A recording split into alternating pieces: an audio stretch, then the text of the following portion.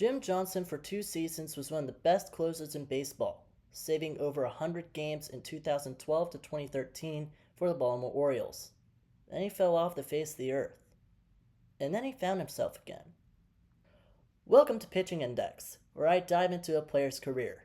The last Pitching Index video I did was on Stephen Strasburg, so give that a watch when you have the chance. But first, let's look at the career of Jim Johnson.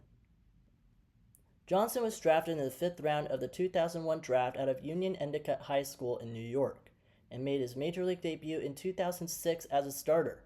He didn't pitch well, as he allowed 8 runs over 9 hits in 3 innings against the White Sox. The Orioles converted him to a reliever, where he thrived. He became the Orioles' setup man behind George Sherrill the following season, where he led his staff in ERA and ERA+. He saved some games here and there for the O's for the next few seasons, setting up games behind the likes of Alfredo Simon and Kevin Gregg. Orioles fans having Vietnam flashbacks right now. Johnson assumed the closer's role in 2012, where he led the league in saves with 50. That helped the Orioles make it to the postseason for the first time since 1997. That's before I was born. Look who's on that team. Cal Ripken Jr., Rafael Palmeiro, Roberto Alomar. These are Hall of Famers, and even the guys should be in the Hall of Fame. Anyways, individually, Johnson had a 2.49 ERA with a 1.02 whip, and led the league in saves with 51.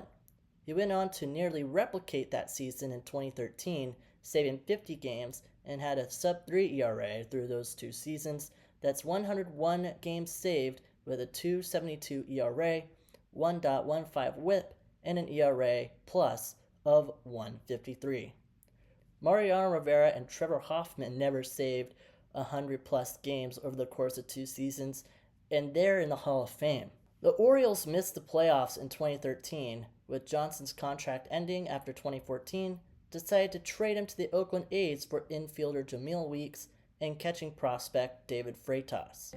Who are you people? This looked like a steal in Oakland's eyes. A playoff team acquiring an all-star reliever for an already stacked bullpen? What could go wrong? Oh. Johnson proceeded to have the worst season of his career between the A's and the Detroit Tigers. He signed a cheap 1-year deal with the Braves in 2015, just hoping to get back to the elite reliever he once was. And he did somewhat, shoving an ERA of 2.25, setting up for closer Jason Grilli.